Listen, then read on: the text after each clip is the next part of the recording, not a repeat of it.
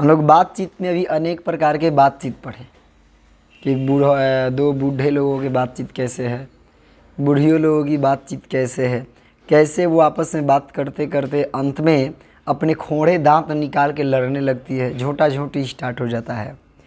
अब पढ़ेंगे थोड़ा सा और इसके आगे कि लड़कों की बातचीत। अगर लड़का खिलाड़ी हुआ तो अपना तारीफ़ करने लगेगा और अपने तारीफ़ करते करते क्या करेगा, उसके बाद कोई सलाह गांठेगा, मतलब कि एक ऐसा सलाह देगा जिसके कारण अपनी शैतानी को जाहिर कर सके। स्कूल के लड़कों की बातचीत में क्या होगा, तो स्कूल की लड़कों की बातचीत का उद्देश्य अपने उस्ताद की शिकायत या तारीफ या अपने सहपाठियों में किसी के गुण अवगुण का कथो उपकथन होता है। मतलब कि अपने उस्ताद, मतलब कि जो उसका मेन होता है, उस 4-5 को ग्रुप का मेन होता है, उसका या तो बड़ाई करता है, नहीं तो उसका बुराई बतियाएगा, उसका आलोचना करेगा। या फिर सहपाठियों के, अगर उसके क्लासमेट है, अगर किसी का कोई गुण अवगुण है तो उसी गुण अवगुण को लेकर के अपना कथन उपकथन कहेगा। तेज है तो उसको अलग बड़ाई है, अगर भोदा है तो उसको अलग बड़ाई है, आँख से टेढ़ है तो इन लोग का अलग बड़ाई होता है, नहीं होता है। तो ऐसे ऐसे उसको अलग अलग टाइप का बातचीत होता है। उस बातचीत के चलते उस आपस में मार झगड़ा भी स्टार्ट हो जाता है। तो ऐसे होता है बातचीत, स्कूल के लड़कों की बातचीत। पढ़ने में कोई लड़का तेज हुआ तो अपने सामने दूसरे को कुछ न गिनेगा। ऐसा होते हुए देखा होगा लोग, कुछ महसूस भी हुआ होगा कि जो अपने क्लास में तेज रहता है वो अपने सामने किसी को कुछ नहीं समझेगा, कुछ नहीं गिनेगा। सुस्त और भोदा हुआ तो दबी बिल्ली सा स्कूल भर को अपना गुरु मानेगा। अगर बकलोल है, पढ़ने में चालाक नहीं है, तो पूरा स्कूल, पूरा विद्यालय उसको उसका गुरु ही लगता है। इसके अलावा बातचीत और बहुत सी किस्में की हैं। बातचीत इतनी प्रकार की नहीं, कलम होता है ना कि बातचीत, अगर बिजनेस स्टार्ट कर रहे हैं उसके लिए अलग बातचीत है, नया दोस्ती हुआ है उस बीच में अलग बातचीत है, सामान खरीदने जा रहे हैं उसके लिए अलग बातचीत है, बेच रहे हैं तो उसके लिए अलग तरीक़ा की बातचीत है, नहीं है। तो इन सभी चीज़ों पर अनेक किस्में की बातचीत होता है। राजकाज की बात, व्यापार संबंधी बातचीत, दो मित्रों में प्रेमालाप इत्यादि। हमारे देश में अशिक्षित लोगों में बतकही होती है। जो हमारे देश है भारत, इस देश में जो अनपढ़ लोग हैं, अशिक्षित लोग, उनके बातचीत को बतकही कहा जाता है। इसीलिए ये बात जो है सभी लोगों ने सुना है, लोगों से कहते हुए कि देखो देखो यहाँ पे बतकही स्टार्ट है। ऐसे नहीं होता है, सुना है सब वही। लड़की वालों की ओर से एक एक आदमी बिचवाई होकर, मतलब कि अगुआ बनकर, एगो लड़की की तरफ से एगो लड़का की तरफ से, दोनों तरफ से जो व्यक्ति है वो बिचवाई होकर दोनों में विवाह संबंध की बातचीत करते हैं। 2 को झूठ होने से बोलता है, 4 को झूठ एने से बोलता है, और इस तरह से ये दोनों में संबंध जोड़वाने का काम किया जाता है। उस दिन से क्या होता है कि उस दिन से बिरादरी वालों को जाहिर कर दिया जाता है कि अमुक की लड़की का अमुक के लड़के के साथ विवाह पक्का हो गया है, और यह रस्म बड़े उत्सव के साथ की जाती है। और फिर बाद में पूरी सब्जी बुनिया एकदम बफर सिस्टम खाने के लिए पटीदार, रिश्तेदार, नेवतहरी सब जुटता है, सब एकदम स्टार्ट हो जाएगा सब। ये पहले ही जाहिर कर दिया जाता है ना कि उसके लड़का के साथ उसकी लड़की के साथ विवाह जो है कार्य स्टार्ट है, जिस दिन संपन्न होगा उस दिन पहुंचना है। चंडू खाने की बातचीत भी निराली होती है। निदान बात करने के अनेक प्रकार और ढंग हैं। और अब हम यहाँ जानेंगे कि बातचीत करने का हुनर होता किस में है। तो यूरोप के लोगों में बातचीत यानी बात करने का हुनर है। कहाँ के लोगों में बात करने का हुनर है? यूरोप के लोगों में। आर्ट ऑफ कन्वर्सेशन यानी बातचीत करने की शैली, बातचीत करने की तरीका यहाँ तक बढ़ा है कि स्पीच और लेख दोनों इसे नहीं पाते। मतलब कि यहाँ तक बातचीत करने की जो हुनर है यहाँ यूरोप के लोगों में बढ़ी है कि बात जो बोला जाए स्पीच और लेख, ये दोनों इसको नहीं पाते। इसकी पूर्ण शोभा मंडली यानी शोभा काव्य कला की प्रवीण विद्वान मंडली में है। मतलब जो काव्य कला के जो लोग प्रवीण विद्वान हैं, पढ़े लिखे एकदम महान लोग हैं, उन लोगों के बीच में इसको देखने को मिलता है पूर्ण शोभा। ऐसे चतुराई के प्रसंग छेड़े जाते हैं कि जिन्हें सुनकर कान को अत्यंत सुख मिलता है।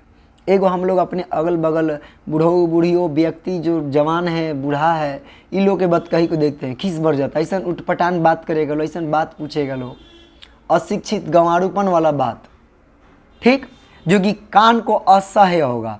लेकिन यही बात जब विद्वान मंडली लोग यानी जो एकदम उच्च स्तर के शिक्षित लोग हैं, जब ये लोग अपने शब्दों का उच्चारण करेंगे, तो जब ये सब लोग शब्द का उपयोग करेंगे, जिस शब्द का जिसको सुनने पर कान को क्या लगेगा, अच्छा लगेगा और एकदम अत्यंत सुखकारी होगा, कान को थोड़ा सा मिठास लगेगा। करने के बाद कैसे पढ़े लिखे लोग जो हैं बच्चे से भी कैसे प्यार से बात करते हैं, बाबू आपने खाना खा लिया, क्या खाए हो, दूसरे को भी सुनने में अच्छा लगता है। आएगो कुकुर सियान खारी बुद्धि वाला आदमी आता है, अरे खैली से रे, ना खेबे तो भाग यहाँ से। अरे दादा, जो कि कान को सुनने लायक छोड़ो असह्य अभद्र भाषा का प्रयोग करते हुए मिलता है, लोग इसे देखने को मिलता है। लेकिन यही बात जो शिक्षित लोग हैं, जो अनुभवी लोग हैं, पढ़े लिखे लोग होते हैं, वे लोग ऐसा बात नहीं करते हैं। और ये जो इन लोगों का इतने प्रेम पूर्वक बात है जो कि कान को अच्छा लगेगा, इसी को सुहृदय गोष्ठी कहा जाता है। इसी का नाम है सुहृदय गोष्ठी। सुहृदय गोष्ठी की बातचीत की यह तारीफ है कि बात करने वालों की लियाकत अथवा पंडिताई का अभिमान या कपट कहीं एक बात में भी प्रकट न हो, वरन क्रम में रसाभास पैदा करने वाले शब्दों को बरतते हुए चतुर सयाने अपनी बात को सरस रखते हैं। मतलब इन लोगों के बातचीत में कहीं भी अभिमान वाली बात, एकदम नॉर्मल साधारण एकदम मृदु भाषा यानी मीठापन वाला जो भाषा है रहेगा। इनके बातचीत के इनके प्रकरण में कहीं भी अभिमान घमंड वाला बात नहीं आएगा। अगर थोड़ा सा भी आ गया तो इसमें रसाभास होते देर नहीं लगेगा, तुरंत बात बिगड़ता है। वह रस हमारे आधुनिक शुष्क पंडितों की बातचीत में जिसे शास्त्रार्थ कहते हैं कभी आवेगा ही नहीं। शास्त्रार्थ मतलब कि एकदम प्रेम से बात करें, जो कुछ भी सामने वाला पूछ रहा है उसको एकदम हंसते हुए जवाब दें। अगर कोई बहुत मान लो ऐसा प्रश्न पूछा है जो खराब है, उसको भी क्या करना होता है, अच्छा से बताना समझाना, यही शास्त्रार्थ होता है, यही विद्वानों का काम होता है। लेकिन अभी जो आधुनिक समय के जो सुहृदय गोष्ठित हैं, इन लोगों में जो शुष्क पंडित के नाम से जाने थे, इनके बातचीत में ऐसा ये लोग तुरंत हिटमैन बनने वाले होते हैं। तुरंत एकदम बुझाया कि अरे भाई गरम हो गया लो, तुरंत क्रोधित हो गया लो बात सुन के, नहीं होता है, ऐसा लोग हैं। मुर्ग और बटेर की लड़ाइयों की झपटा झपटी के समान उनकी नीरस काँव काँव में सरस संलाप की चर्चा चलाना व्यर्थ है, वरन कपट और एक दूसरे को अपने पांडित्य के प्रकाश से बाद में परास्त करने का संघर्ष आदि रसाभास की सामग्री वहाँ बहुतायत के साथ आपको मिलेगा। मतलब कैसे एक दूसरे को दबोच लें, कैसे झपटा झपटी कर ले, बस यही वाला बुद्धि वाला खाली बात आएगा। घंटे भर तक काँव काँव करते रहेंगे तो कुछ न होगा। मतलब कि शुष्क पंडितों के बीच में घंटे भर काँव काँव करते रहेंगे तो भी कुछ न होगा। बड़ी बड़ी कंपनी और कारखाने आदि बड़े से बड़े काम इसी तरह पहले 2-4 दिली दोस्तों की बातचीत से शुरू किए गए। मतलब एकदम जो प्रेमी रहे लोग, एकदम सहयोगी व्यक्ति, वे लोग 2 लोग या 2 से 2-4 लोग मिलकर के ही अपने काम को, बिजनेस को, उद्योग को, कारखाने को स्टार्ट किए। इसके उपरांत बढ़ते बढ़ते यहाँ तक बढ़े कि हजारों मनुष्यों की उनसे जीविका चलने लगी और साल में लाखों की आमदनी होने लगी। पहले कोई भी कंपनी स्टार्ट हुआ, कारखाना, कोई भी दुकान अगर बड़ा एक चीज़ है तो पहले 2-3 आदमी मिल के ही ना बात किया होगी, हम ऐसा कर रहे हैं, ऐसा कर रहे हैं। और आज इसके उपरांत आगे बढ़ते बढ़ते यहाँ तक बढ़ा कि आज उसमें लाखों की आमदनी हो रही है और हजारों लोग का उसे जीवन चल रहा है। 25 वर्ष के ऊपर वालों की बातचीत अवश्य ही कुछ न कुछ सार गर्भित होती होगी, अनुभव और दूरंदेशी से खाली न होगी। और 25 से नीचे की बातचीत में यद्यपि अनुभव, दूरदर्शिता और गौरव नहीं पाया जाता। मतलब 25 से नीचे वाले जो लोग होते हैं केवल भावनात्मक बात, डायरेक्ट ठाए पटक बात करने वाला होता है लोग। लेकिन जो अनुभव वाला बात बोला जाए वो 25 से ऊपर वाले लोगों में आ जाया करता है। इसीलिए ना सुना है लोग ना कि रहने दो, इसका गर्मी तुरंत शांत हो जाएगा। जैसे इसका 25 साल पार करेगा, 30 साल होगा, इसका गर्मी धीरे धीरे ठंडा आ जाएगा, सब बुद्धि इसका था लग जाएगा। इसी तरह से ऐसा बोला जाता है कि 25 साल के जो ज़्यादा लोग होते हैं वे लोग अनुभव से बातें करती हैं, उन लोगों का कुछ ना कुछ उद्देश्य रहता है, हर बात का कोई ना कोई उद्देश्य जुड़े रहता है, उनका बात जो है सार गर्भित होता होगा। लेकिन जो उससे कम वाले लोग हैं उन लोगों में ऐसा कुछ नहीं पाया जाता है। पर उसमें एक प्रकार का ऐसा दिल बहलाव और ताजगी रहती है जिसकी मिठास उससे 10 गुनी बढ़ी चढ़ी रहती है। लेकिन जो विचार बोला जाए, जो मिठास, वो 25 वर्ष वाले लोगों से ज़्यादा इन लोगों में पाया जाता है। यहाँ तक कि हमने बाहरी बातचीत का हाल लिखा। अभी तक हम लोगों ने जितना पढ़ा बातचीत के बारे में, ये सभी केवल क्या रहा, बातचीत का हाल लिखा है। बाहरी बातचीत, बाहरी मतलब कि हम दूसरे लोगों से बात कर रहे हैं, तीसरे लोगों से बात कर रहे हैं, घर पे बात कर रहे हैं, ये सारी चीज़।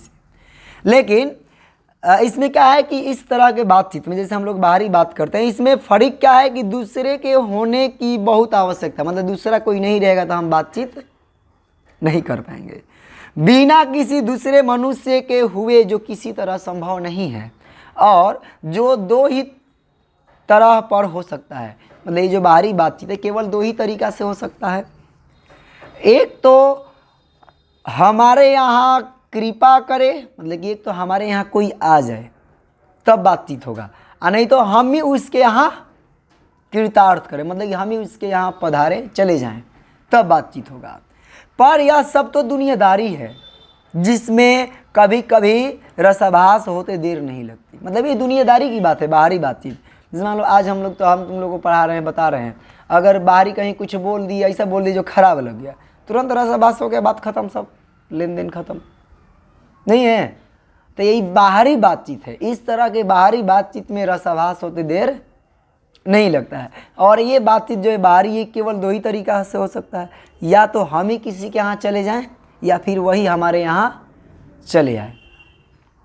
क्योंकि करे पर यह सब तो दुनियादारी है जिसमें कभी रसाभास होते देर नहीं लगती। क्योंकि जो महाशय अपने यहाँ पधारे उनकी पूरी दिलजोई न हो सकी तो शिष्टाचार में त्रुटि। मतलब अगर हमारे यहाँ कोई आया, अगर उसको बढ़िया से हम इज्जत, सम्मान, सत्कार, दिलजोई नहीं कर पाए, अच्छा से सेवा सत्कार नहीं किए, तो हमारे शिष्टाचार में त्रुटि। अगर हम ही उनके यहाँ गए तो पहले बिना बुलाए जाना ही अनादर का मूल है। मतलब अगर हम ही उसके यहाँ गए तो एगो तो बिना बुलाए गए, तो ये अनादर का मूल हो गया। और जाने पर अपने मन माफिक बर्ताव न किया गया तो मानो दूसरे प्रकार का नया घाव। अगर हम गए हैं दूसरे के यहाँ, अगर उसके बात के अनुसार अगर हम नहीं बोल रहे हैं, उसके बात का विरोध कर दिए, तो ये एक नया प्रकार का घाव लगेगा। इसलिए सबसे उत्तम प्रकार का बातचीत का हम यही समझते हैं कि हम वह शक्ति अपने में पैदा कर सके कि अपने आप बात कर लिया करें। मतलब कि इस संसार में किसी अन्य से बात करने की हमें ज़रूरत नहीं पड़े। तो सबसे बढ़िया, सबसे सर्वोच्च तरीका है बातचीत करने का खुद से, अपने आप से। ये बाहरी हम बातचीत करेंगे बाहरी दुनिया में, ये दुनियादारी में, तो रसाभास होगा, बात बिगड़ते देर नहीं लगेगी। समझ में ना, हमेशा ठोकर खाने को मिल जाएगा। लेकिन जब अपने आप से बात करेंगे तो आप अपने आप को कभी धोखा नहीं दे पाएंगे। हमारी भीतरी मनोवृत्ति प्रतिक्षण नए नए रंग दिखाया करती है। वह प्रपंचनात्मक संसार का एक बड़ा भारी आईना है, जिसमें जैसी चाहो वैसी सूरत देख लेना कोई दुर्घट बात नहीं है, और जो एक ऐसा चमनिस्तान है जिसमें हर किस्म के बेल बूटे खिले हुए हैं। ऐसे चमनिस्तान की सैर में क्या कम दिल बहलाव है। मतलब कि हम जो बातें, अपनी बाहरी बातें दूसरे से बताएंगे, हम कार लेने वाले हैं, सड़क लेने वाले हैं, शादी करने वाले हैं, उसको मारने वाले हैं, वहाँ चोरी करने वाले हैं, उसको बढ़िया ज्ञान दें, ये बाहरी बातें। तो बाहरी बात करेंगे तो इसमें तो दुर्घट घटना है, बात बिगड़ सकता है। लेकिन जब ऐसी बातें हम अपने आप से करेंगे तो ये हमारा एक दुनियादारी के लिए आईना है। हम अपने आप को इस आईने में देखते हैं कि इस दुनिया के सामने हमारी कितनी हैसियत है। तो ये सारी चीज़ें अपने अंदर झांकना कोई दुर्घट घटना नहीं है, और ये किसी सैर से कम नहीं। जब अपने आप अपने अंदर उतरेंगे, हम दुनिया वालों के लिए कैसे, ये बात हम अपने आप से पूछ रहे हैं। ठीक, हम अगर ऑफिसर बन गए तो हम कैसे लगेंगे, ये बात अपने आप से करेंगे। हम एक बड़ा महल बना लेंगे तो फिर हमको कैसे रहना होगा, कार खरीद लेंगे तो किस हैसियत में रहना होगा, मंत्री बन जाएंगे तो किस तरह से रहना पड़ेगा हमको। ये बात जब अपने आप से पूछेंगे तो अपने लिए ये एक सैर से कम नहीं है, और इसमें कोई आपको दुख मिलने वाला नहीं है, बल्कि ये बात सोच के बहुत अंदर से खुश हो सकते हो। अपने आप से पूछोगे तो इसमें कोई दिक्कत नहीं। अगर यही बात तुम अगर किसी अन्य व्यक्ति से, सांसारिक मनुष्य से अगर बात कर लिए तो बात का बतंगर बनने में और उस बात से बात बिगड़ने में टाइम नहीं लगेगा। तो बातचीत करने का सबसे उत्तम तरीका क्या है? वैसी शक्ति पैदा करना जिस शक्ति के कारण हम खुद से बात कर सकें, अपने आप को अपने अंदर झांक सके, हम क्या हैं, कैसे हैं, किस तरह से हैं, क्यों अगर हैं तो कोई चीज़ है। ऐसा चीज़ जब अपने आप से पूछेंगे तो कोई भी दिक्कत नहीं होगा, और ये एक दिल बहलाव से कम नहीं है। हम अपना जैसा छवि चाहें अपने अंदर देख सकते हैं। मित्रों का प्रेमालाप कभी इसकी 16वीं कला तक भी न पा सकी। मतलब ये जो कला जब हमारे अंदर उत्पन्न हो जाएगा तो ऐसी कला फिर कभी भी मिलने वाला नहीं है। इसके टुकड़े में भी ये सांसारिक बातें नहीं लगेंगे। इसी सैर का नाम ध्यान या मनोयोग या चित्त को एकाग्र करना है, जिसका साधन 1-2 दिन का काम नहीं है। मतलब कि जब ऐसा हम कर पाएँ कि हमें कोई भी समस्या है, कोई भी बात है, वो खुद से पूछ पाए, अपने आप से पूछ पाए, अगर इतना एकाग्र कर लिए अपने मन को तो समझो कि अहो भाग्य है। ऐसा काम जो है ये ही मनोयोग होता है, साधना करना होता है, और ये कोई 1-2 दिन का काम नहीं है। वर्षों के अभ्यास के उपरांत यदि हम थोड़ी भी अपनी मनोवृत्ति स्थिर कर अवाक हो अपने मन के साथ बातचीत कर सके तो मानो अहो भाग्य। मतलब कि अपने मन को शांत करके अपने आप से बात कर सके, अपने बारे में अपने से पूछ सकें, अपनी योग्यता अपने आप से जान सकें, तब जा कर के समझो कि अहो भाग्य है अगर थोड़ा सा भी ऐसा चीज़ करने आ गया तो।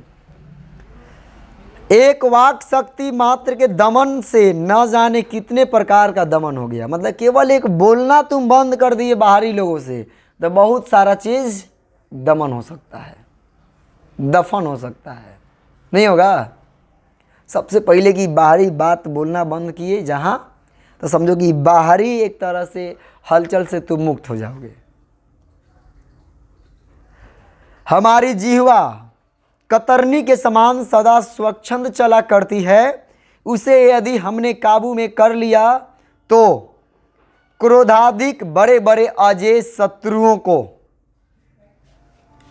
बिना प्रयास जीत के वश में कर डाला। मतलब केवल इस जिह्वा पर अगर कंट्रोल कर लिए, जो कि कतरनी के समान है। मतलब कतरनी एक तरह से तलवार समझ लो कि हमारी जिह्वा जो है ये कतरनी के समान है।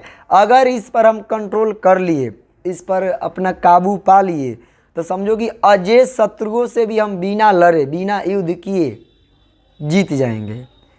इसलिए अवाक रह अपने बातचीत करने का यह साधन यावत साधनों का मूल्य है। शक्ति परम पूज्य मंदिर है, परमार्थ इसका एकमात्र सोपान है।